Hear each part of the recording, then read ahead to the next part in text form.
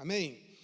Vamos falar sobre 3 assuntos: bastardismo, orfandade e paternidade. Muitos assuntos não são agradáveis, muitos assuntos muitas vezes batem de frente com alguma realidade nossa, e nós precisamos entender que quando Deus traz alguma coisa à tona é porque Ele quer curar, Ele quer restaurar. Ele mesmo abre a ferida e Ele mesmo cura. Amém? Então, eu quero dizer para você que pastor Pierre não me contou da vida de ninguém, né? Eu não sei o que está se passando com você, com a sua casa, com a sua família, o que Deus tem feito com você no decorrer da sua vida, mas eu sei o que Deus quer fazer daqui para frente, e o que Ele vai fazer daqui para frente se você se permitir se deixar ser tratado. Amém? Então, esse tema de hoje, irmãos, é um dos temas mais delicados que nós vamos abordar. Talvez um dos temas mais profundos, um tema que quem tem essa situação não gosta de ser falado sobre isso, não gosta de ser falado da situação que ele se encontra, mas é necessário para que nós possamos começar um processo de cura. Amém? Então, não leve em consideração contra a minha pessoa qualquer palavra que eu falar aqui, não se ofenda por palavra ou por assuntos que nós falávamos nesses 3 dias, mas é porque o Espírito Santo quer fazer algo para trazer transformação sobre a sua vida. Amém? Então, o que nós vamos falar aqui não é sobre nenhuma cultura, nenhum grupo étnico, não é nada sobre questão de sexualidade de ninguém, tá? Não é questão de mulheres ou de homens, né? Nem de uma identidade formada que você já tenha, porque hoje está muito complicado falar sobre isso, pela questão de ideologia de gênero, a gente acaba sendo processado, e aí é complicado falar sobre isso. Então, entenda que não é contra ninguém, é sobre algum motivo, alguma situação. Amém? E muito menos contra a juventude ou contra as pessoas que são mais maduras, porque isso é um assunto global de todas as esferas que nós passamos. Amém? Então, esse assunto foi dado com o propósito de inserir conhecimento em nós. A Bíblia fala que meu povo perece por falta de conhecimento, de não conhecer as Escrituras e não conhecer o poder de Deus, para que isso possa nos conectar com a nossa libertação. Amém? Então, eu vou te dar mais 1 minuto para você se levantar do seu lugar, vai lá no banheiro, bebe água, faça o que você tiver que fazer, porque depois você vai sentar e você vai ficar até o final ouvindo, porque a gente não pode tirar o foco daquilo que Deus está fazendo. Amém? Glória a Deus. Se alguém quiser levantar, pode ir lá. Eu dei uma cena, alguém pode colocar no Data Show para mim aqui? Quem que está no Data Show lá em cima? Isso. Nós vamos falar sobre genética hoje, né? O que é o DNA, o que é o nosso DNA, como está fazendo?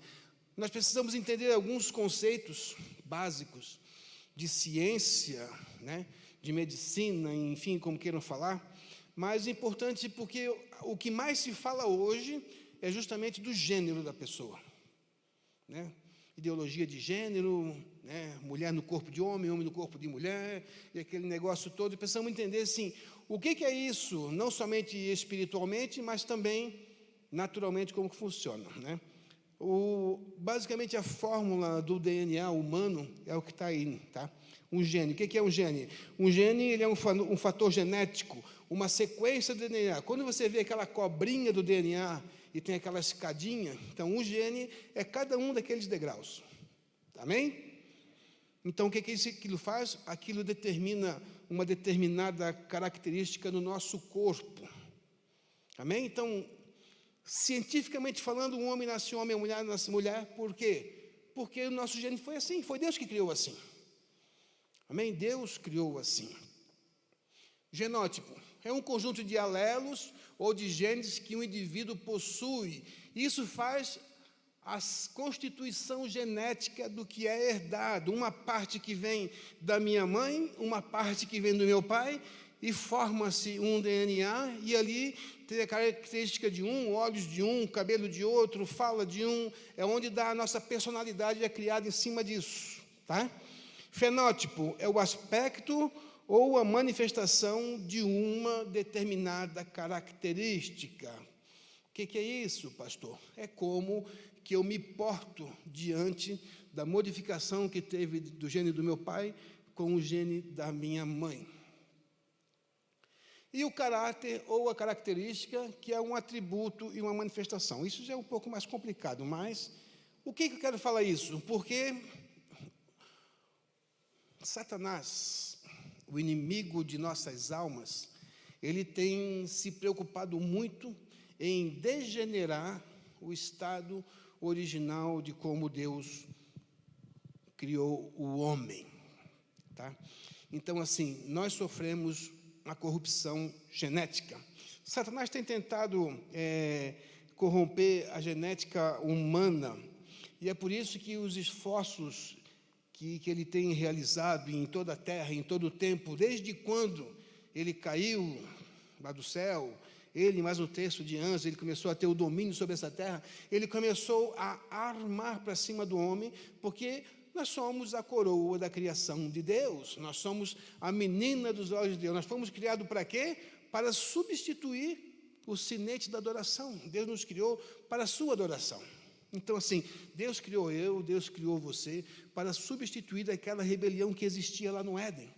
E isso deixou Satanás profundamente irritado, e com toda a sua força, com todos os seus anjos, todos os seus demônios, ele tem trabalhado de uma maneira para nos destruir. Por quê? Porque ele nos destruindo, ele destrói a adoração a Deus. Amém? Então, ele quer destruir a originalidade, o estado genético natural de como Deus criou o homem. Vamos dizer assim, o homem, quando foi criado por Deus, o homem nasceu com um estado genético puro, perfeito, segundo a vontade de Deus. Amém?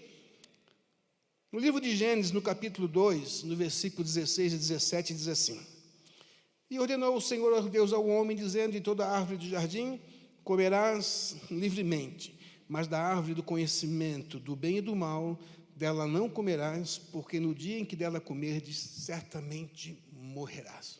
Todos nós conhecemos essa passagem na Bíblia, essa passagem que fala quando Deus colocou uma limitação no homem. Deus colocou uma limitação no homem porque existia algo que Deus achava que não era interessante que o homem entendesse naquele momento.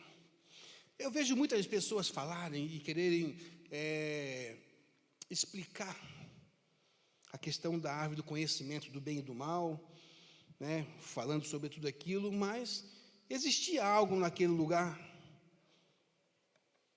Você lembra quando Deus criou o homem? Deus criou todos os animais, Deus criou tudo. E o que Deus falou para o homem? Tenha domínio. Deus deu para o homem o domínio. E quando fala o domínio total.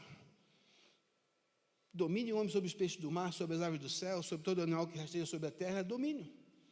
Quando Deus dá esse domínio para o homem, Satanás ele fica profundamente irritado conosco, e ele procura uma maneira para que nós venhamos a perder esse domínio. Então, Satanás, como era um ser muito inteligente, ele pensou assim: se eu destruir a genética do reino de Deus, eu destruo a adoração a Deus. Então, assim, o genoma humano que Adão tinha, nós podemos dizer e garantir que era perfeitamente estado puro, original, como Deus criou, completamente perfeito, genética do reino de Deus. Então, nós começamos a entender o projeto da eternidade que Deus tinha com Adão, e aquilo que Deus tinha preparado para Adão era perfeito. Deus criou um ambiente, Deus criou tudo que era necessário, Deus tinha um encontro marcado todo dia, na viração do dia, onde ele vinha e tinha aquela intimidade com o homem. Deus deu liberdade para o homem colocar o nome em todos os animais, de falar para o elefante, que aquela tromba, o nome dele seria elefante, e tudo aquilo que ele falou, de criar as coisas. O homem tinha o domínio de tudo, sob a supervisão de Deus e sob a dependência de Deus. No entanto, Deus deu uma instrução para Adão, que era para não comer daquela árvore proibida, do fruto proibido, né? E durante muitos anos, e até hoje ainda existem pessoas que fazem estudos teológicos, estudos genéticos, para querer descobrir qual era o fruto daquela árvore. Né? O que tinha naquela árvore que mexeu com o homem? O que tinha naquela árvore? Qual era aquele fruto que eles, ao comerem aquele fruto, trouxe algo na mentalidade? Né? A gente costuma ver sempre a questão da maçã, né? A serpente comendo uma maçã, e aí o pessoal liga muito a maçã, um fruto. Né? Eu costumo brincar que aquela árvore era o coco. Né? Eu acho que era o coco. Você acha que era qual fruto você acha que era? Você acha que era uma maçã? A Bíblia fala que Eva pegou, tomou e comeu.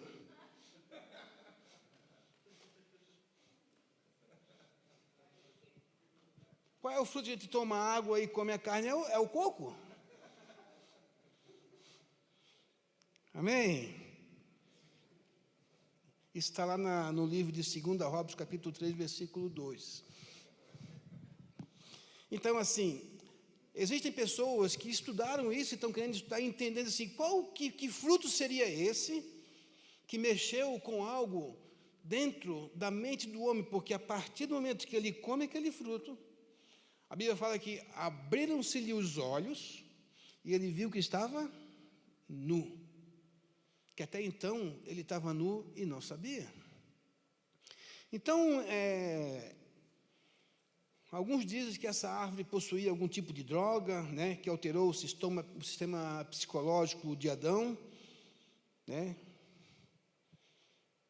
Não vamos dizer que sim, não vamos dizer que não, a gente não sabe, mas acontece que algo mexeu na cabeça do homem. A gente sabe que existem árvores, plantas, existem a maconha, existe a cocaína, existe o ópio, e existe uma série de plantas que Deus criou. Amém? Você quer que Deus criou a maconha? Foi Deus que criou a cocaína? Foi Deus que criou o ópio? Deus criou todas as coisas. Tá? Tem uma seita na Amazônia, na terra da minha esposa, né, que se chama a seita do Santo Daime. Já ouviram falar do Santo Daime? Tem uma raiz que dá no rio lá, e eles vão no rio, arrancam aquela raiz, secam ela, fazem o chá, e eles tomam e fica todo mundo muito louco. Eles veem animal, eles veem coisa de outro mundo, eles ficam todo mundo muito louco quando tomam aquilo. Entende? Então, assim, independente se era dessas plantas que causam alucinação, que muitas são usadas para fazer medicamento, muita gente toma remédio controlado, são feitos com essas plantas. Acontece que essa planta, ela deu ao homem a ciência de ver algo que ele não queria. Não sei se Deus iria liberar lá na frente, depois de algum tempo, mas naquele momento Deus não queria que o homem tivesse aquele entendimento. Porém, a partir do momento em que o homem e a mulher comeram da árvore do conhecimento do bem e do mal, mudou algo na sua genética, na sua mente. Qual é o efeito? Qual foi o primeiro efeito que aconteceu? Quando eles viram que estavam nus, a Bíblia fala que eles foram lá, pegaram folhas de figueira e fizeram vestidos para si, fizeram uma cortina para tampar a sua nudez.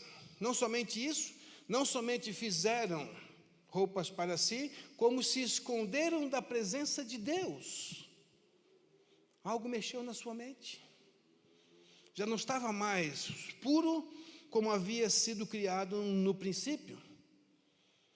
Já não estava mais com a originalidade. Já não estava mais como era no princípio. Então, essas substâncias que muitas pessoas usam hoje, essas drogas, hoje tem droga sintética também, como tem natural, causa alguma coisa no cérebro, e causou isso no cérebro do homem, que mudou o seu entendimento para algumas coisas. E o homem passou a ver algumas coisas que ele não via, tanto que o nome daquela árvore era a árvore do conhecimento do bem e do mal. Talvez Adão já tivesse o conhecimento do bem, mas a parte do conhecimento do mal ele não havia tido ainda. Então, essa corrupção que Satanás começou foi a corrupção, tá?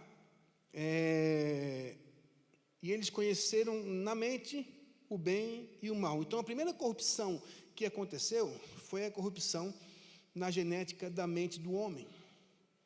E isso nós temos até hoje, porque você pode estar aqui nesse lugar e a sua mente está em qualquer lugar desse planeta. Muitas vezes nós estamos num lugar com o nosso corpo presente, mas a nossa mente não está nele. A gente tem essa faculdade, abriu essa faculdade. Eu posso estar conversando com você e eu posso estar pensando mal de você ao mesmo tempo que eu converso. Eu posso estar te abraçando e colocando uma faca nas suas costas. A mente do ser humano ficou assim, nós ficamos assim. No princípio não era assim. Então, eu quero que vocês entendam durante todo esse processo que nós estamos falando de corrupção genética. Tá? Por que corrupção genética? Porque foi a única maneira que o diabo conseguiu para fazer quebrar o nosso relacionamento com Deus. Tá? Então, o homem, ao comer do fruto proibido, alterou o projeto genético, porque a mudança que aconteceu nele foi mudança de caráter mental, espiritual e físico. Mental, espiritual e físico. O homem passou a ver algo que ele não via, ele começou a acreditar em algo que ele não acreditava, e a sua mente começou a pensar coisas que não pensava. Isso é muito importante, tá? Porém, depois desse acontecimento, a gente tem toda a passagem que fala ali, quando Deus se reúne com a Trindade, né, Deus já havia dado castigo para o homem, e ele fala assim, ó, o homem agora é como um de nós. Deus reúne ali o Pai, Filho e Espírito Santo, fizeram a primeira reunião da classe lá, e falaram, o homem agora é como um de nós. Vamos tirá-lo ele para fora do jardim, para que ele não coma da árvore da vida e viva eternamente agora no pecado que ele cometeu. Amém? O que acontece com isso? O homem, enquanto está no ambiente do Éden, no ambiente original da criação, o homem, ele não tinha degeneração. Fala comigo, degeneração. Degeneração. A princípio, começou a degeneração da sua mente. A partir do momento que ele sai do jardim do Éden, e Deus coloca os anjos com a espada flamejante para que ele não entre, o homem começa o processo de morte. O homem foi criado para ser eterno. Começa um processo de morte. Não somente isso, como começa um processo que até então agora é um processo degenerativo do seu tempo de vida. Amém?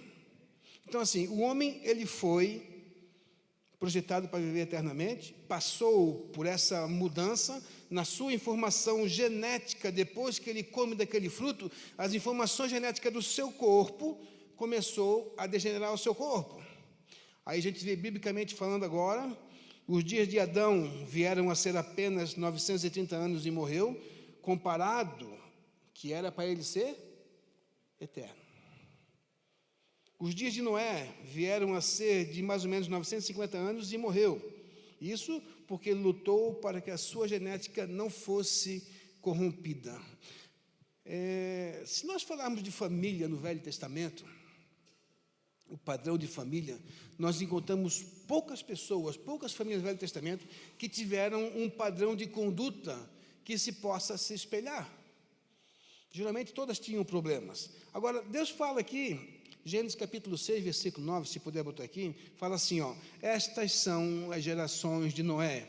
Noé era um homem justo e perfeito em suas gerações, e Noé andava com Deus.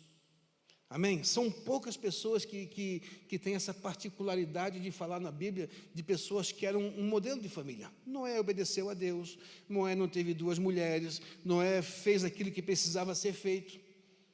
Amém? Criou seus filhos, todo mundo trabalhou unido. Agora, a partir daí, depois que aconteceu o dilúvio, aí começa, os dias de Sem vieram a ser 600 anos e morreu. Os dias de Éber veio a ser 464 anos e morreu. Os dias de Terá, pai de Abraão, 205 anos e morreu.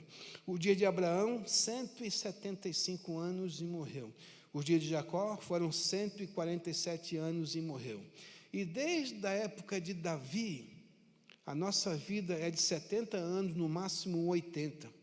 Isso foi o que Moisés escreveu no Salmo 90, no versículo 10. Os dias da nossa vida chegam a ser 70 anos, e se alguns, pela sua robustez, chegam a 80 anos, o orgulho deles é canseiro e enfado, pois cedo se corta e vamos voando. A gente já sabe hoje que quando uma pessoa faz 100 anos, acaba sendo motivo de reportagem de televisão. Porque a pessoa viveu tantos anos, e a gente sabe porque aquilo que então era para ser eterno, passou por um processo de uma corrupção genética, nosso corpo começou a morrer muito cedo. Amém? Então hoje tem pessoas que não chegam nem mesmo a completar 50 anos de idade. E a gente pensa assim, como que pode uma corrupção genética, a partir do momento em que o homem peca com Deus, ele passa a se degenerar. Aquilo que era para ser eterno começou a decair. Amém? Então, o mundo das trevas sabia que se corrompesse a genética, as gerações iam se corromper. No entanto, hoje em dia, o reino das trevas, ele ainda trata de corromper a genética. E se nós entendêssemos, se a gente conseguisse entender isso, nós, pastor Pierre, os pregadores, né, não cairiam de maneira nenhuma em pecado, que nós temos visto de pastor caindo em pecado sexual aí, né? Misericórdia. Misericórdia. E não somente nós, como qualquer pessoa, porque nós vamos falar agora de um assunto, das formas que o diabo tem usado para modificar a genética. Tá? Nós vamos trabalhar com 4 formas que estão biblicamente falando, né? Como algumas novas que estão sendo usadas agora para degenerar a genética do ser humano. Primeiro, como eu já falei, nos dias bíblicos, no jardim do Éden, né? Por desobedecer e comer daquele fruto proibido, experimentando assim a corrupção genética onde? Na mente. Primeira corrupção genética, na mente. Segundo, com a troca sexual de semente humana com semente de vida. Coloque para mim aqui, por favor, Gênesis capítulo 6, versículo 1 até o 4. E aconteceu, como se os homens começaram a multiplicar-se sobre a face da terra, eles nasceram filhas, e viram os filhos de Deus que as filhas dos homens eram formosas, e tomaram para si mulheres de todas as que escolheram. Então disse o Senhor: não contenderá o meu espírito para sempre com o homem, porque ele também é carne, porém os seus dias serão 120 anos.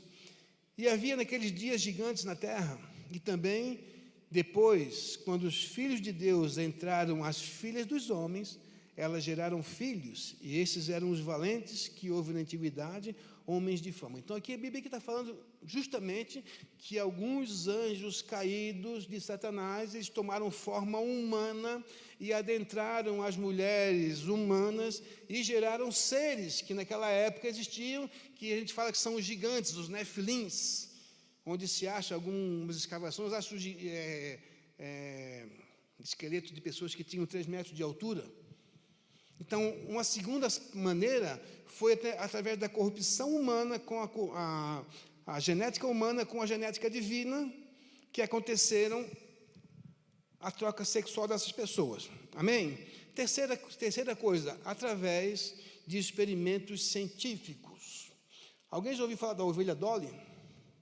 Lembra da ovelha Dolly? A ovelha Dolly foi a primeira informação que vazou de clonagem, né? Clonaram uma ovelha igual a outra. Durante muitos anos, Hitler já queria fazer isso. Hitler queria criar o arianismo, uma genética só.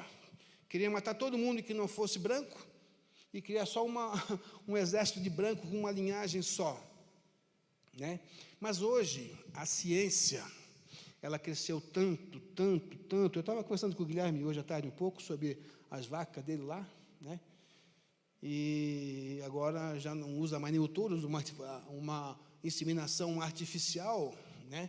E eu já fiquei sabendo, não só de hoje, mas de muito tempo, que quando eles vão pegar um gene para fecundar uma vaca ou um cavalo de puro sangue, raça, eles já fazem uma avaliação dos espermatozoides que tem lá e só vai os melhores, só aqueles mais saudáveis para que nasçam os animais fortes, animais que vão dar um grande volume de carne, que vão produzir muito leite, que vai ser um cavalo que vai correr muito, e assim também as sementes que vai no nosso milho, no nosso arroz, né? Você pega hoje um produto que você compra no supermercado, você olha no rótulo, tem um triângulozinho assim, amarelinho, com a letra T, né? Que eles falam que é transgênero, modificado geneticamente, né? Isso é cancerígeno, provoca câncer, provoca uma série de situações, mas o mundo está assim hoje. Então, a terceira coisa que o diabo tem usado é através da clonagem, mudando o DNA de uma certa situação, porém, existe algo nisso. Aquilo que é modificado geneticamente não reproduz. Uma semente modificada geneticamente, ela não se reproduz. Ela vai ter sempre precisando produzir uma nova semente, porque aquele fruto, se você jogar na terra, ele não vai produzir. É igual a laranja-lima, faz uma genética de laranja com limão e nasce uma laranja que aquela semente não vai produzir isso. Então, quer dizer, por meio de experimentos científicos, tá? Então, nós precisamos entender que o diabo, ele não está brincando para acabar com a raça humana, com a minha vida e com a sua vida. E o quarto, que é o que a gente vai se ater mais durante esses dias, que é através da corrupção genética, através de relações sexuais ilícitas. Amém? Quando nós vemos na Assembleia de Jerusalém, nós vimos ali em Gênesis 15, Atos 15, põe no versículo 1 e 2 ali, por favor. Atos 15, 1 e 2. Olha que interessante. Fala assim, ó. Então, alguns que tinham descido da Judéia ensinavam os irmãos: se não vos circundardes segundo o rito de Moisés, não podeis ser salvos. E tendo Paulo e Barnabé uma contenda e não pequena discussão com eles, os irmãos resolveram que Paulo e Barnabé e mais algum dentre eles subissem a Jerusalém aos apóstolos e anciãos por causa dessa questão. Olha que interessante. Interessante. A igreja estava se formando, a igreja era nova, não tinha regra, não tinha lei, então, como que se baseia a igreja? Todo mundo era judeu. Os fariseus se converteram também, se convertia todo mundo, então cada um estava fazendo a igreja da maneira como bem entendia. Então, Paulo está vindo com Barnabé, passa pela Judéia e ele ouve esses fariseus dizendo que todo mundo que se convertesse precisava circuncidar-se e obedecer à lei de Moisés. Paulo, quando fala isso, ele fala: não, isso está errado, não pode ser assim. Nós não seguimos mais a lei de Moisés, nós nascemos na graça. Então, o que ele faz? Vamos reunir a Assembleia de Jerusalém, onde quem era o presidente era Tiago, irmão de Jesus. Então, quando alguém falar para você que o primeiro Papa foi Pedro, não, o primeiro Papa foi Tiago, irmão de Jesus. Primeiro homem, quem fundou a igreja, quem foi o presidente da primeira igreja que existiu, foi Tiago, irmão de Jesus. Tá? A igreja, então, se não foi Pedro, foi Tiago, irmão de Jesus, que presidia a Assembleia de Jerusalém. Então, o que aconteceu? Quando tinha um problema que era grave e precisava ser resolvido, se levava para ele. Todos os apóstolos estavam juntos, mas quem comandava era Tiago. O que acontece? Eles levam a situação para ele, expõem, e ele fala: vamos orar a Deus. Vou orar ao Espírito Santo e ele vai dizer o que nós precisamos fazer. E ali no versículo 28 fala assim, ó. Ele ora a Deus, o Espírito Santo dá uma revelação a ele, e ele reúne os apóstolos e fala: na verdade, pareceu bem ao Espírito Santo e não a nós, não vos impor mais encargo algum, senão essas coisas necessárias, que vos abstenhais das coisas sacrificadas aos ídolos, do sangue e da carne sufocada e da fornicação, das quais coisas bem fazeis se vos guardardes, bem se vos dá. Então, o que acontece? Qual foram as 3 regras que foram colocadas sobre a igreja quando ela foi fundada? Somente 3. O resto, irmão, é doutrina de homens. Foram 3 coisas que falou. Se abstenham dos ídolos, da carne do sangue sufocado e da fornicação. Por que é fornicação? Fornicação é sexo fora do casamento. Fornicação é uma relação sexual ilícita.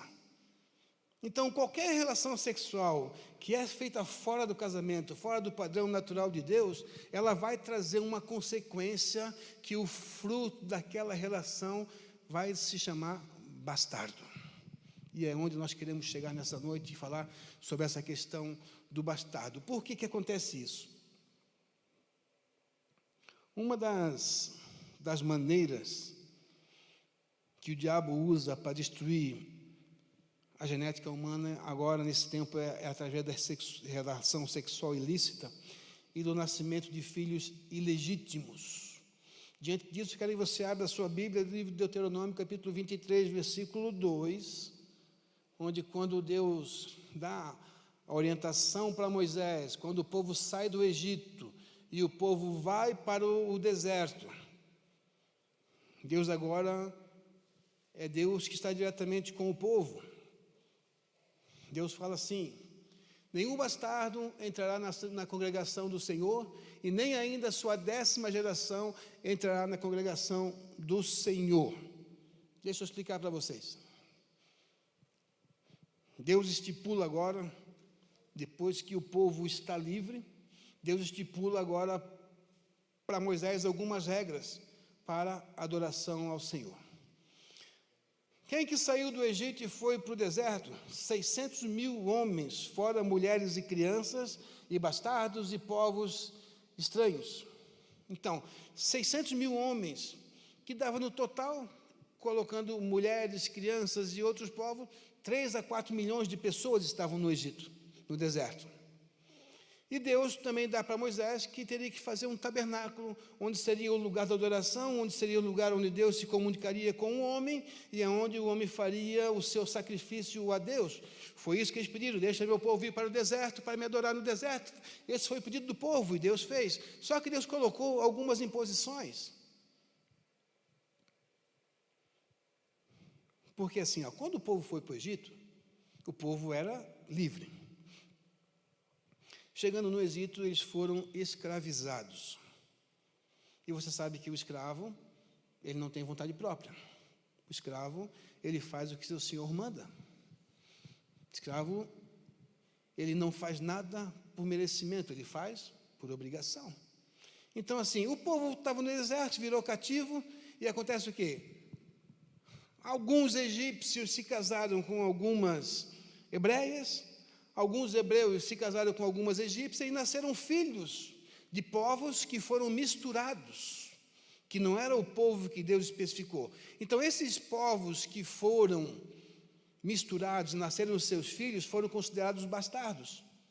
Então, quando Deus faz com que Moisés construa o tabernáculo, e ele fala assim: Moisés, quando chegar o tempo em que a minha nuvem de glória vier sobre o tabernáculo, nenhum bastardo. Aí ele fala: nenhum moabita, nenhum amonita, fala que aqueles que foram os eunucos, que tiveram seus testículos quebrados, fala uma séria situação. Mas nós vamos nos ater somente a essa parte aqui. Ele fala assim: Moisés, quando eu vier com a minha fumaça sobre a tenda da congregação, todos os bastardos vão ter que sair fora do arraial. O que era o arraial do Senhor? A Bíblia fala que quando o povo entrou no Egito, no deserto, Deus colocou uma coluna de fogo durante a noite, para que eles não morressem de frio, e colocou uma nuvem durante o dia. E essa nuvem, ela cobria todo o lugar onde estava o povo de Deus. O arraial era determinado pelo tamanho da nuvem. Então, quer dizer o quê? Quando as pessoas estavam dentro daquela nuvem, debaixo da nuvem, o leão não atacava, a serpente não mordia, não existia os salteadores, nada acontecia, não tinha frio que eles passassem, nem calor do sol. O arraial era um lugar protegido por Deus. Agora, quando Deus falava assim: Moisés, dia tal, do mês tal, a minha presença vai vir sobre o tabernáculo. O que Moisés tinha que fazer? ele tinha que se comunicar com as 12 tribos de Israel e falar, ó, Deus vai vir em dia tal, Yeshua vai vir em dia tal, não, Yahvé vai vir em dia tal. E quando Yahvé vier, nenhum bastardo vai poder estar dentro da congregação, dentro do arraial. Eles vão ter que estar fora do arraial. Alguém teve Israel aqui já? Não? Eu já estive lá. Israel é assim, ó, 50 graus de dia, 3 graus negativo à noite. Literalmente assim, 52 graus de dia, 0 grau à noite. Tá? Então pensa assim, ó, durante o dia, sol escaldante. À noite, um frio tremendo. Então, estar fora do arraial, estaria fora da cobertura de Deus. Estavam sujeitos agora, então, ao frio intenso, ao calor intenso, estavam sujeitos à cobra, ao escorpião, ao leão, ao urso. Tudo que tinha de ruim estavam sujeitos, porque não podiam ficar. E a Bíblia não fala, não determina quanto tempo que a nuvem ficava sobre o tabernáculo. Agora, eu sei que há muito tempo, sabe por causa de quê, pastor Pierre? Se tinham 600 mil homens, e se cada homem tinha que oferecer um sacrifício a Deus, seriam 600 mil sacrifícios. Levava meses. Levava meses para todo mundo sacrificar. E esse pessoal tinha que ficar fora todo esse tempo, fora da cobertura de Deus. Agora, por que, pastor, tenta me explicar por que o bastardo tinha que ficar fora? Porque Deus é pai. E um bastardo é aquele que não tem pai. É aquele que é filho de uma relação sexual entre um namorado e uma namorada, onde o namorado foi embora e não quis assumir. É o filho de uma prostituta, é um filho de uma aventura de um caminhoneiro que passou por uma cidade, teve uma aventura com uma menina e foi embora, nunca mais voltou. É aquela pessoa que não tem pai. Aquela pessoa que não sabe o que é o amor de um pai. Então, quando Deus tira eles fora do arraial, Deus não está simplesmente excluindo eles, porque não vão entender o amor de Deus. Quem não tem um pai não entende o amor de um pai. Quem não tem um pai não entende o amor do pai. Eu sei que isso porque eu passei por isso. A gente não consegue entender o que é o amor do pai. Deus amava tanto que não permitia que eles estivessem perto, porque ele não sabia o que é o amor do pai. Deus estava preparando algo, porque Deus queria promover algo que fosse algo que trouxesse uma transformação. Então, o bastardo, ele é um filho de um relacionamento ilícito, ele é um filho não reconhecido. Nós entendemos hoje, né, a gente vinha conversando com a irmã Esther, no carro na nossa viagem, quando nós passamos aqui em Três Corações, né? E a gente estava falando que Pelé, lembra Pelé de Três Corações? Pelé morreu sem reconhecer. Pelé tinha uma filha que ela queria reconhecimento de paternidade dele, não queria herança, não queria nada, ela queria somente o reconhecimento da paternidade. E a vida inteira ele nunca forneceu a paternidade para ela. Ela só queria assim, ó, só queria que os meus filhos soubessem que o avô dele era um homem famoso. E ela morreu de câncer e não conseguiu a paternidade do pai. A gente vinha conversando sobre isso. Por quê? Porque a questão, irmão, da paternidade é importante para muitas pessoas, para muita gente.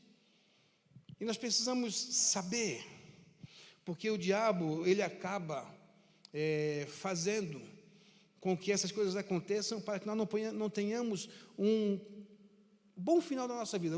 Vamos assim, não tenhamos um bom final da nossa vida. Porque existem pessoas que são inteligentes, tem pessoas que têm sabedoria, que têm dons, que têm talentos, mas não conseguem prosperar na sua vida. Está sempre alguma coisa puxando para trás. E nós precisamos entender, biblicamente, dentro da palavra de Deus, tá? Que são pessoas que muitas vezes estão passando por um processo, são pessoas que passam por uma condição, e vai dizer assim, mas, cara, eu não tenho culpa se meu pai não quis se casar com a minha mãe. Eu não tenho culpa se a minha mãe era uma prostituta e talvez uma vez lá no bordel passou um cara, engravidou ela e nunca mais apareceu. Eu não tenho culpa se um caminhoneiro passou, engravidou a minha mãe e foi embora.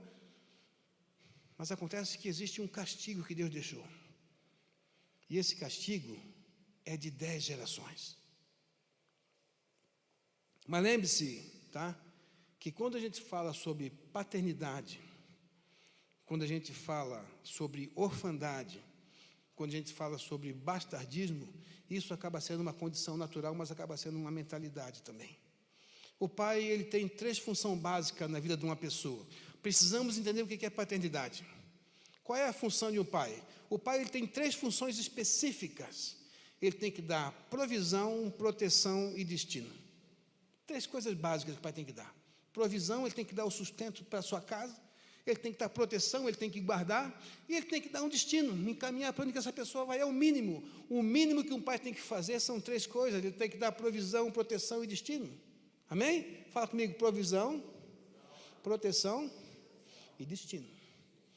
O mínimo que qualquer ser humano precisa, que tem necessidade, é que o pai, ele guarde, ele trabalhe, ele sustente a casa, é que o pai, ele dê a provisão, que ele bote comida na mesa, que ele dê estudo, e que ele dê destino, que encaminhe. É o mínimo. Isso é o que precisa. Então, uma pessoa que não tem um pai, ele sente uma deficiência e ele não consegue se obter de uma promessa que está lá em Efésios capítulo 6, versículo 2. Honra teu pai e tua mãe, que é o primeiro mandamento com promessa, para que tudo te vá bem e você tenha longos dias na face da terra. Amém? Então, assim, a promessa de Deus, ela vai vir sobre a minha vida a partir do momento em que eu honro meu pai e minha mãe. Aí o que o bastardo vai falar? Eu honrar meu pai? Eu nem conheci ele. Eu nem sei quem ele é. Eu acho que eu sou fruto de um aborto da natureza. Mas existem coisas que nós precisamos entender. Eu quero dizer para você que se você está aqui hoje, você não foi um aborto da natureza. Você precisa saber que diante de milhares e milhares e milhares de espermatozoides, você foi escolhido. Aquele óvulo foi o óvulo escolhido. Nada acontece por acaso. Se não fosse aquele homem, você não estaria viva. Você não estaria vivo. Você não estaria casado, você não teria seus filhos. Às vezes nós estamos preocupados somente com o nosso ego, com o nosso eu. Faz uns 2 meses, foi um rapaz na minha casa para sair da igreja, né? A gente chega, pastor, eu te amo, aquele papo todo, né? Eu te amo e não sei o quê, e eu te amo tanto. E ele começou a falar. E quando ele começou a falar comigo, eu comecei a contar, pastor Pierre. Porque eu falei assim, irmão, para um pouquinho. Desde que você começou a falar, você já falou 137 vezes a palavra eu. Eu comecei a contar. No dedo assim, 137 vezes a palavra eu. Por quê? Porque ele era um órfão espiritual. O órfão só pensa em si. O bastardo só pensa em si. Ele tem uma falta de aceitação, ele acha que ninguém ama ele. Por mais que você faça, ele nunca acha que está bom. Ele acha que todo mundo desconfia dele. Ele tem uma autoestima lá embaixo. E começa, tá? Porque ele não consegue honrar. E tudo é eu, e é eu, e aí eu falei assim, Jesus, já sei qual é o problema dele, não precisa nem falar mais. O problema dele, ele tem uma deficiência de paternidade. E nós precisamos entender isso, porque muitas pessoas não conseguem chegar até o estado desejado, não conseguem chegar até o propósito que o Senhor estabeleceu, porque não conseguem ter uma relação de Deus como Pai. E se eu não consigo ter uma relação com o meu Pai, que me gerou, eu jamais vou conseguir ter uma relação com o meu Pai, que me criou. Se eu não conseguir fazer o horizontal, eu não vou conseguir fazer o vertical. Igual essa cruz, se eu não conseguir me relacionar com as pessoas dessa terra, eu não vou conseguir me relacionar com Deus. Qual é o primeiro e o grande mandamento? E o que Jesus colocou em cima dele? O que perguntaram para ele? Senhor, qual é o primeiro e o grande mandamento? Ele falou: amarás o Senhor teu Deus de todo o teu coração, de toda a tua alma, de todo o teu entendimento, e o teu próximo como a ti mesmo. Se você não amar seu pai, você não consegue amar a Deus. Se você não amar aquela pessoa que te defraudou, aquela pessoa que te traiu, aquela pessoa que te enganou, aquela pessoa que fala mal de você, você não vai conseguir amar a Deus. E aí nós ficamos sendo essas pessoas ingratos, amargurados, tristes, onde nós nunca vamos nos sentir realizados. Aí a gente pensa que nosso problema, se eu tiver dinheiro, eu vou ser feliz. A pessoa trabalha, fica rica e continua sendo triste. O que a gente mais vê por aí são pessoas milionárias se suicidando porque tem tudo. São tão pobres, que a única coisa que tem é dinheiro. Dinheiro não traz felicidade. Relacionamento traz felicidade. Unidade traz felicidade. Amor traz felicidade. Então, muitas vezes, quando eu não consigo ter essa questão de uma intimidade com o meu próximo, com o meu pai, eu jamais vou ter intimidade com Deus. Por que Adão, lá no Éden, ele se escondeu de Deus? Porque a partir do momento que ele desobedece uma lei de Deus, ele perde a intimidade. Foi Deus que parou de vir procurar Adão, ou foi Adão que se escondeu de Deus? Foi Adão que se escondeu de Deus. Deus continua vindo. Deus continua visitando. Deus continua te procurando. Nós é que nos afastamos da presença do Senhor quando nós estamos com problema. Foi Adão que se escondeu. Eu imagino, pastor Pierre, que se Adão chega para Deus, Deus, eu comi daquela árvore, me perdoa, eu não queria fazer isso, mas aquela mulherzinha que tu me deu, ela me enganou. Aquilo que é osso dos meus ossos e carne da minha carne, um pedaço da minha costela, ela me seduziu e eu comi. Ele poderia ter assumido a culpa, poderia ter se humilhado diante de Deus e poderia ter conseguido o perdão, mas não. Quando nós caímos no pecado, irmãos, aquele efeito da árvore do conhecimento do bem e do mal, ele nos leva mais para baixo, e essa raiz de amargura que começou primeiramente com a corrupção da nossa mente, aí daqui a pouco começou com a corrupção do nosso corpo também, e daqui a pouco nós estamos totalmente corrompidos e pensamos que não conseguimos mais voltar à originalidade. Esse é o grande problema.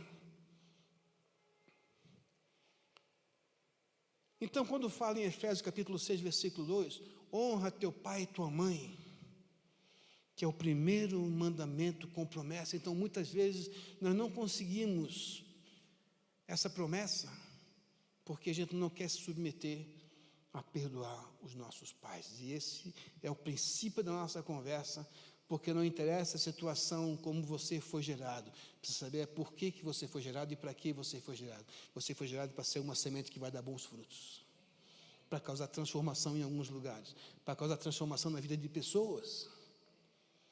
Amém? Mas se eu ficar pensando na situação, na condição com que eu estou hoje, eu não vou conseguir avançar nunca. Se eu ficar olhando para a minha condição, eu não vou conseguir avançar nunca. Se eu for ficar olhando para o problema, se eu olhar para o problema que aconteceu comigo há 15 dias atrás, eu não estaria aqui hoje. Mas o problema não é eu. Eu assumi um compromisso com o meu Deus. Independente do que aconteça comigo, eu vou fazer a minha parte, e dos meus problemas cuida Ele. Alegra-te do Senhor teu Deus, e Ele concederá os desejos do teu coração. E enquanto eu estou aqui, Ele está trabalhando por mim lá. O diabo tentou causar um acidente para ver se eu morria, mas eu não morro, porque não chegou a minha hora ainda, nem eu nem a senhora, irmã Esther. Sofremos um acidente quando viemos para cá. Por pouco a gente não roda e não morre, mas Deus sabe todas as coisas. Existe propósito. Deus queria que nós estivéssemos aqui para poder causar transformação na sua vida. Amém? Então, gente, um bastardo ele não consegue ter essa conexão com Deus. Por quê? Porque existe um bloqueio. Então, não existe essa conexão. Então, por que Deus criou a igreja? Deus criou a igreja com o objetivo que ela seja uma plataforma para gerar paternidade para as pessoas. Para poder levar você a ver algo que você não conseguia ver. Para abrir seus olhos para algumas coisas que você não consegue ver naturalmente. Então, nós precisamos entender que quando Deus está preocupado comigo, Deus está preocupado. Malaquias capítulo 4, versículo 6, por favor.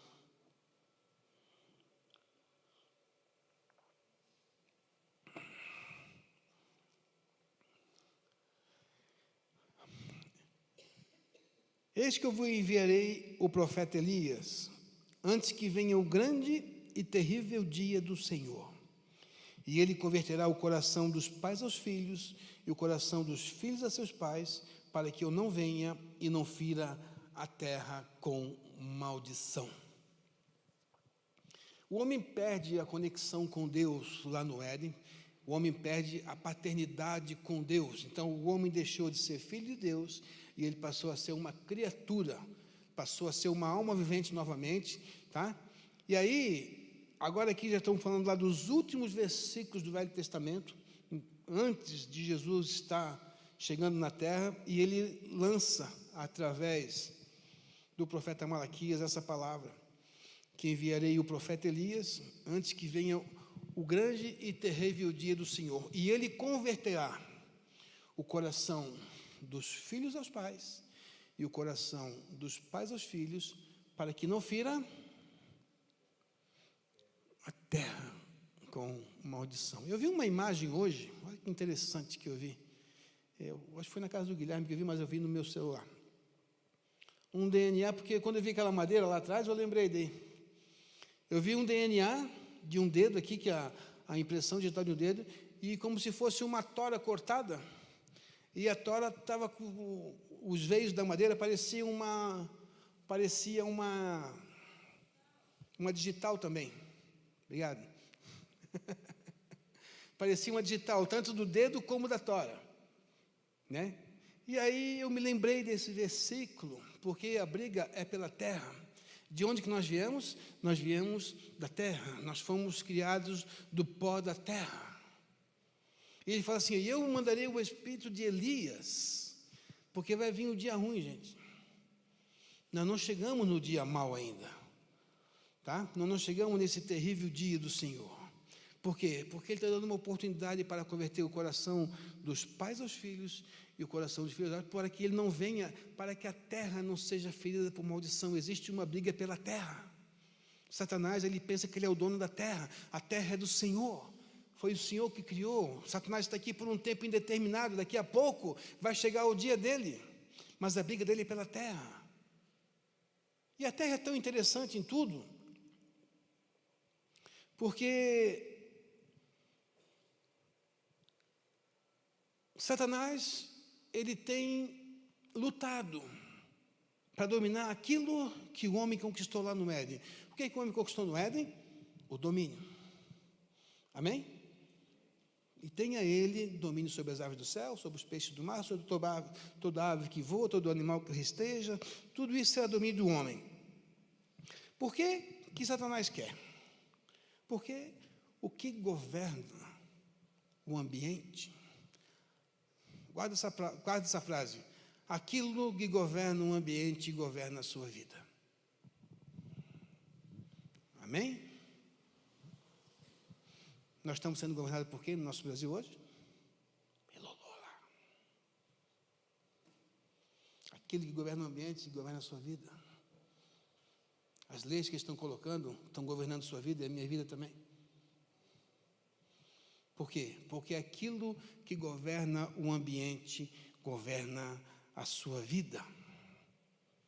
O ambiente é que determina o que nasce na terra. Eu fui numa fazenda hoje que produz café, e o café é bom. Porém, se trazer um pé de maçã e planta lá, vai até nascer o pé da maçã, mas não vai produzir, porque o ambiente aqui é propício para produzir café. Santa Catarina é um ambiente para produzir maçã. Bahia é um ambiente para produzir coco.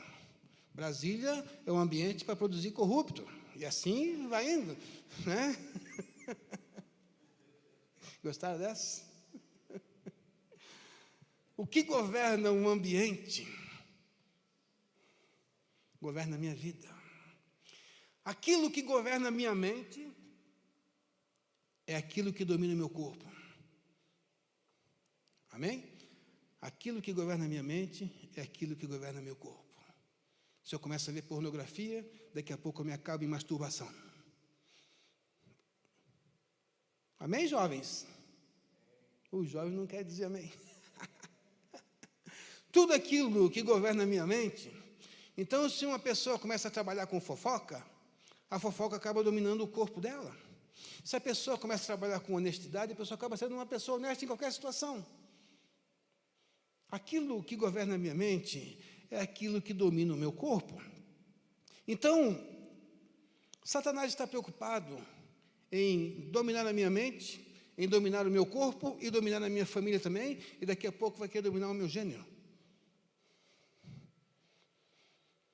Então, o que acontece quando uma pessoa ela tem essa questão do bastardo? O bastardo é uma pessoa que não tem pai, é uma pessoa que carrega um castigo de até 10 gerações. Coloca de novo para mim ali, Deuteronômio 23:2.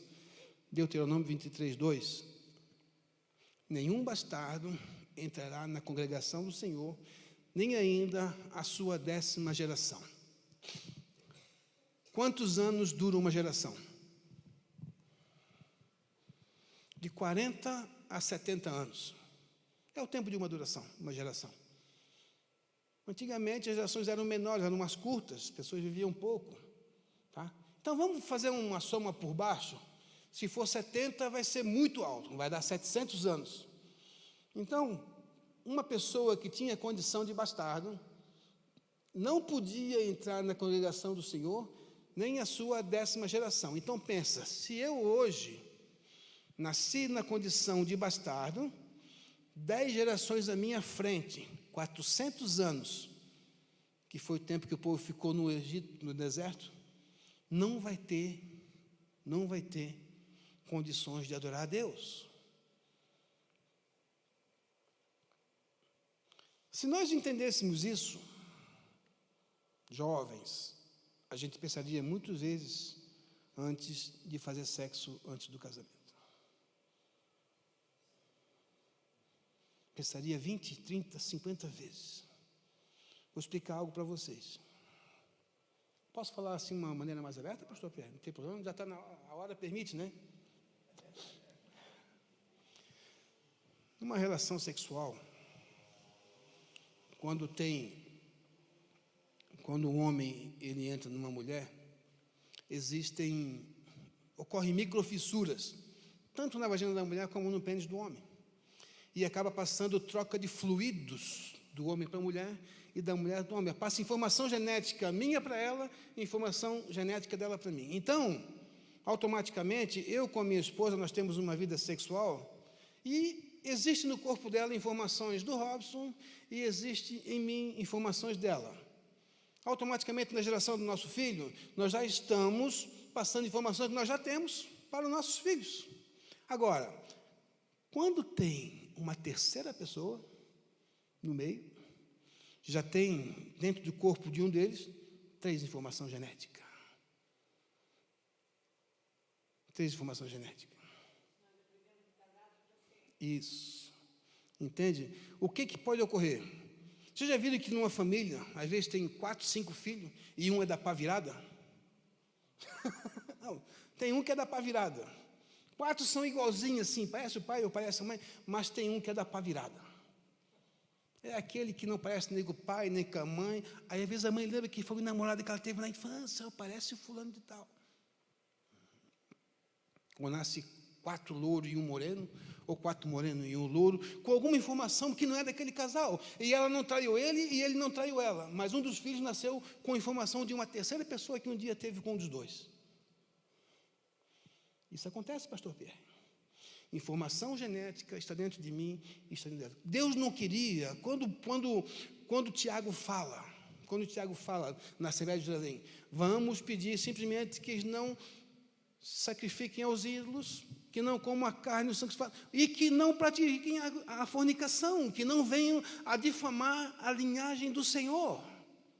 Era isso que Deus queria quando o povo estava no Egito, que o povo saiu do Egito. Então, aquele povo que saiu do Egito, que não se contaminou no Egito com o egípcio ou com outros povos, que viessem agora para o deserto, que formassem agora a nova linhagem de Israel, que não se casassem mais com outros povos. O que acontecia antigamente, uma tradição judaica?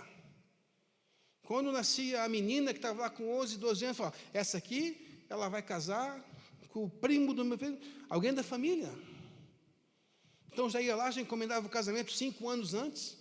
Quando chegava na data, ele só vinha buscar a noiva, já estava tudo acertado.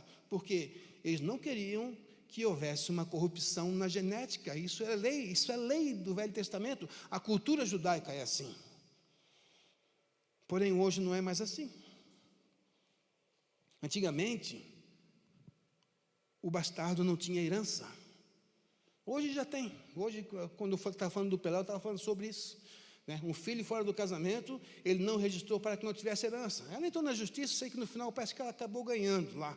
Porque a justiça hoje, se fizer um DNA e comprovar que é filho, não tem mais ninguém que possa impedir de receber a herança. Mas antigamente não era assim, na lei de Deus não era assim. Então, por que Deus fala isso? Porque no Velho Testamento, na lei da cultura judaica, o bastardo, ele não tinha direito à herança.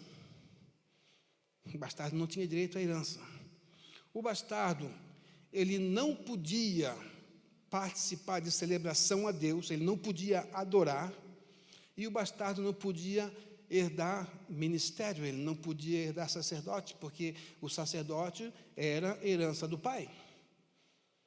Então, tinha uma série de situações onde a questão do bastardo, Deus não queria que isso acontecesse, porque Deus queria uma linhagem perfeita de Israel. Então, durante muito tempo, essa questão do bastardo acontecia e, por consequência disso, algumas coisas aconteciam como desvio de caráter, desvio de conduta, muitas situações das pessoas que não tinham um amor de pai. Eu vou contar aqui uma história muito rapidinho, tá? São 10 gerações antes do nascimento, tá? Então, assim, o que é a palavra bastardo? Se for olhar pelo calendário, até que hora tem? Já passou? Eu vou adiantar, tá? 9h30. No dicionário fala assim, diz-se do filho natural ou nascido fora do casamento. Pessoa que tem uma má intenção ou uma pessoa que é indesejável. Terceiro, degenerados na sua origem e na sua natureza. Então, a palavra bastardo, ela tem uma conotação muito negativa. Ninguém quer ser chamado de bastardo porque tem uma conotação muito negativa. Então, existia no velho pacto a maldição hereditária. Nós estamos falando de que o bastardismo não é uma maldição, é um castigo geracional. Tem uma diferença de uma maldição para um castigo geracional. Lá no Êxodo, fala a respeito da maldição hereditária, né? Então, Deus fala essas palavras, eu sou o Senhor Deus, que te tirei da terra do Egito, da casa da servidão, não terás outro Deus diante de mim, não farás para ti imagem de escultura, nem alguma semelhança que há em cima dos céus, nem embaixo da terra, e nem nas águas debaixo da terra. Não te curvarás nem a ele, nem a servirás, porque eu, o Senhor teu Deus, sou zeloso e visito a iniquidade dos filhos, dos pais, até a 3ª e a 4ª geração. Então, uma maldição, ela segue você por 3 até 4 geração. Não passa daí. Ou Deus revela, se ora e ela acaba. Só que um castigo geracional do bastardo, o bastardo vai colher, não só ele, mas 10 gerações, mesmo que não tenha culpa. Porque foi um castigo que Deus deu. Não pergunta também por quê, porque foi Deus que falou. Não fui eu que falei. Então, a tradição rabínica judaica, eles diziam que o bastardo, ele tinha um espírito de bastardo. Era um espírito que seguia aquela pessoa por até 10 gerações, entende? E muitas pessoas, aí durante muito tempo, pessoas ficaram preocupadas e começaram a sondar algumas famílias em relação a por que algumas famílias sempre davam errado. Que eram pessoas que nasceram de uma família boa, pai e a mãe de uma família boa, mas os filhos foram indo e foram dando errado. Eles queriam saber por que aconteceu isso. A mulher tinha uma família boa, o homem tinha uma família boa, mas os filhos começaram a dar errado. Aí eu vou ler aqui para vocês bem rápido, que eu estou atrasado já. Um grupo de pesquisadores de Ohio fizeram uma pesquisa de investigação motivados porque eles não entendiam e ficaram espantados com a brutalidade de certas famílias. E um estudo genético foi preparado em Ohio, não para fins religiosos, mas porque tinha a ver com propósitos psicológicos e psiquiátricos. Então, foi investigada uma família que se chamava família Kelly Kack. Então, diz assim, o senhor Martin Kack, ele era um homem bom, de um casamento sólido. Ele veio a ter uma família com 496 descendentes. Eles eram casados, tinham famílias com bons títulos de governadores, médicos, advogados, educadores. E qual foi o pecado sexual do senhor Kelly Kack? Ele havia sido convocado para a guerra em 1865, e quando a guerra acabou, ele saiu para os seus amigos para beber e acabou num prostíbulo, e ele engravidou uma mulher num prostíbulo. Então, ele teve a relação com essa mulher, ela deu à luz a um filho, e essa mulher não era a esposa dele, e o primeiro filho dele foi chamado Martin Júnior, porque foi o primeiro filho daquela mulher. O senhor Martin continuou esse relacionamento ilícito, e mais 2 crianças nasceram, no total foram 3 daquela relação ilegítima. Então, ele tinha uma família, foi para a guerra, na volta, passou na zona, pegou uma mulher, engravidou ela e continuou mantendo um relacionamento duplo com a sua família e com essa outra mulher. Nasceu um filho e depois nasceram mais 3, tá? Então, esses filhos, eles nasceram fora do casamento. A condição deles era bastardo. O segundo filho, e dali tiveram 480 descendentes. Desses 480, 46 deles eram normais, 36 nasceram ilegitimamente, 33 foram alcoólatras, 33 tiveram epilepsia, 2 morreram na infância, 3 foram assassinados e 8 tinham doenças incuráveis. Tudo do mesmo pai, mas diferentes condições de nascimento, pelo aquele espírito que vinha com eles. O segundo filho se chamou Duque. Esse foi um alcoólatra, era trabalhador que realizava um trabalho duro, era um jogador de cassino e gostava de caçar animais e pescar. Esse homem ficou cego há anos e morreu de uma doença que foi transmitida sexualmente. Ele veio a ter 1.200 descendentes, 280 eram pobres, que viveram nas ruas, 140 deles eram criminosos, 250 foram ao tribunal e foram julgados e presos por um total de 140 anos. 16 dos que foram presos por roubo, 7 deles eram assassinos. 50 eram prostitutas, 40 homens tinham sífilis, no total 400 se tornaram portadores de sífilis. Sífilis é uma doença venérea. 40 das esposas deles tinham sífilis, porque eles estavam contaminados. 300 crianças morreram antes da idade de 5 anos, 50 nasceram de forma ilegítima. A terceira se chamou Noemi, ela se casou com seu primo e teve 4 filhos, e o primeiro filho foi para a cadeia com 30 anos por assassinato brutal, o segundo aos 40 foi para a prisão por assassinato brutal também, o terceiro morreu com 23 anos porque tinha uma saúde muito pobre, o quarto foi para a cadeia por assalto e alcoolismo. Então, nessa geração, muitos se casaram com muitos primos. 7 gerações de homens. O primeiro homem era um fazendeiro, foi preso algumas vezes, foi acusado de agressão e tinha sífilis. O segundo foi morto na guerra. O terceiro, aos 21 anos, era um soldado rebelde. O quarto, aos 19 anos, foi para a prisão por assassinato. Saiu da prisão e casou-se com a sua prima. O quinto foi para a guerra e não foi ouvido mais falar dele. O sexto era um soldado rebelde, tinha sífilis e não poderia ser tratado. O sétimo não era industrial, era violento e bastante pobre de mente. As gerações de mulheres. A primeira mulher tinha filhos ilegítimos e era prostituta. A segunda teve filhos ilegítimos, idade de 21 anos, e era prostituta. A terceira, aos 13 anos, saiu de casa, foi prostituta e não se foi ouvido mais falar dela. A quarta foi para casa e morreu prostituta. A quinta, aos 9 anos, saiu de casa e foi prostituta. A sexta era prostituta, tinha sífilis e não podia ser tratada. A sétima teve um caráter bastante problemático e morreu de uma idade precoce. A oitava foi adotada em uma idade muito pouca e teve uma vida decente. Vocês notaram que, a partir do momento que teve aquele relacionamento extraconjugal, se gerou uma família, e essa família ela foi se degradando no decorrer dos anos. O homem, ele tinha uma boa índole, não era um cara ruim. Mas acontece que a perseguição daquele castigo foi chegando nessa família a um fato onde praticamente todos eles foram colocados numa situação de uma péssima vida.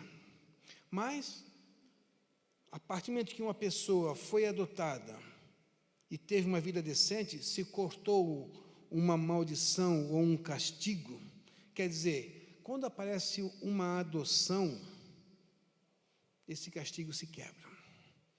Então, assim, muitas vezes o bastardo, ele se dá simplesmente pelo problema que ele tem, mas acontece que a partir do momento que ele recebe uma adoção, que ele passa a ter um pai, esse castigo se quebra.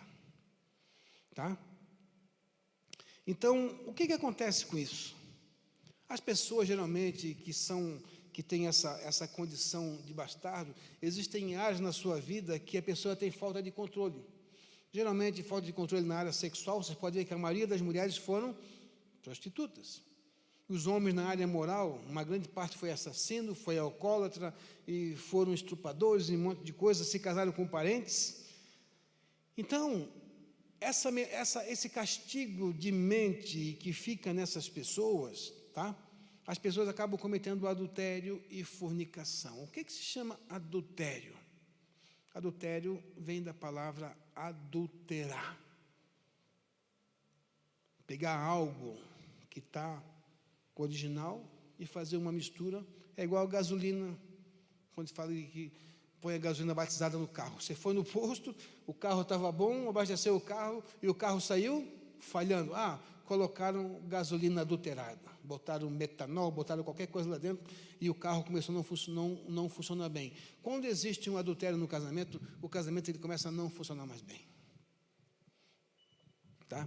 Então, assim, considerando a questão genética, e eu vou apurar bastante aqui porque eu quero chegar no final de uma vez, existe uma condição para quem tem essa condição de bastardo, que não conheceu seu pai, que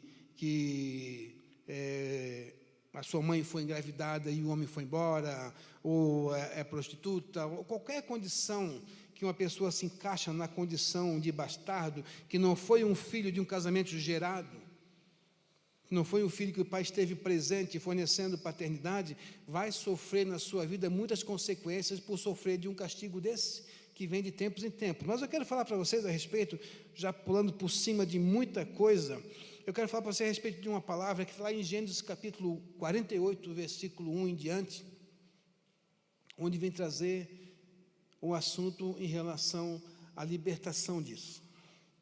Todos nós conhecemos a história de José do Egito, né? José foi aquele menino que ele foi vendido pelos seus irmãos para os mercadores. Ele acabou caindo na casa de Potifar, e na casa de Potifar, a mulher de Potifar levantou o mau testemunho dele, ele foi parar na prisão, e na prisão ele tinha um dom de revelação, e ele acabou interpretando os sonhos de Faraó, e ele ganhou a posição de governador do Egito. Contei rapidinho a história, né? Rapidinho. Então, José foi governador do Egito, ele trouxe muita prosperidade para o Egito, até que, antes disso, quando José ele ganha a posição de governador, ele não somente ganhou a posição de governador, como ele ganhou uma esposa do governador também. O faraó deu para ele a filha do sacerdote do Egito para ele. E ele casou com essa mulher e teve 2 filhos que se chamavam Efraim e Manassés. E aquele faraó que era bom porque ele reconhecia tudo que José tinha feito, esse faraó acabou morrendo. E o próximo faraó que assumiu depois, ele não participou da história de José quando chegou, e ele falou assim, esse povo está prosperando aqui no nosso meio, vamos escravizar esse povo. Entende? E acontece que que José teve a sua vida, e os 2 filhos de José, que foram filhos da filha do sacerdote do Egito, eles eram bastardos. Tá? Coloque-me ali, por favor, Gênesis 48, do 1 até o 5. Algum tempo depois, disseram a José, seu pai está doente, e ele foi vê-lo, levando consigo seus 2 filhos, Manassés e Efraim. E anunciaram a Jacó, seu filho José veio vê-lo. Israel reuniu suas forças, sentou-se na cama. Então disse Jacó a José, o Deus Todo-Poderoso me apareceu em luz na terra de Canaã, e ali me abençoou, dizendo, eu o farei prolífero, e multiplicarei, e farei de você uma comunidade de povos, e darei essa terra por propriedade perpétua aos seus descendentes. E ele fala assim, e agora, pois, seus 2 filhos, que lhe nasceram no Egito, antes da minha vinda para cá, serão reconhecidos como meus. Efraim e Manassés serão meus, como são meus Rubens e Simeão. O que Jacó fez? Jacó sabia que existia uma promessa. Existia uma promessa de uma terra prometida. A terra prometida era uma herança para os filhos de Israel. Todos os seus 11 filhos teriam direito, para quando chegasse em Canaã, teriam direito a uma terra. Porém, os filhos de José, o libertador de Israel, aquele que tirou Israel da fome e trouxe para o Egito para não se acabar, os filhos dele não teriam herança, pastor Pierre. Então Jacó, seu leito de morte, ele fala, traz os teus 2 filhos aqui, 2 filhos bastardos. E ele põe a mão na cabeça deles, põe a mão deles embaixo da coxa, a mão embaixo da coxa é sinal de adoção. E ele fala, seus 2 filhos que nasceram no Egito, Efraim e Manassés, agora são meus, assim como Rubem e Simeão. Ele pega os 2 netos, adota como filhos e dá a eles a direitos. Se a gente for olhar lá no livro de Josué, na divisão das terras, a tribo de Rubem e a tribo de Simeão tiveram direito à meia porção da terra prometida. Amém? Deus está preocupado com o nosso futuro. Não interessa a condição como nós chegamos até aqui. Eu quero que você entenda isso. Não interessa a condição como nós chegamos até aqui. Deus não está preocupado com os meios ou com o que está acontecendo. Deus está preocupado com o nosso fim. Eu canso de falar isso na igreja. Não interessa o que você está passando ou como você chegou até aqui. O interessa é como que vai ser o seu fim. Que durante a caminhada a gente sofre, a gente peca, a gente machuca as pessoas, a gente desonra as pessoas, a gente é desonrado. Mas nós precisamos nos preparar para o nosso fim. E ele fala, os seus filhos, a sua memória não vai ficar escondida na terra prometida. Rubem e Simeão, seus 2 filhos agora são meus. Aliás, Efraim e Manassés, seus 2 filhos agora são meus. Eu adoto eles, coloco na minha linhagem, coloco na minha família, vou dar direito a uma herança. É isso. Irmãos, a bênção é a antítese da maldição. A bênção quebra a maldição. O castigo do bastardo ele se quebra com a adoção.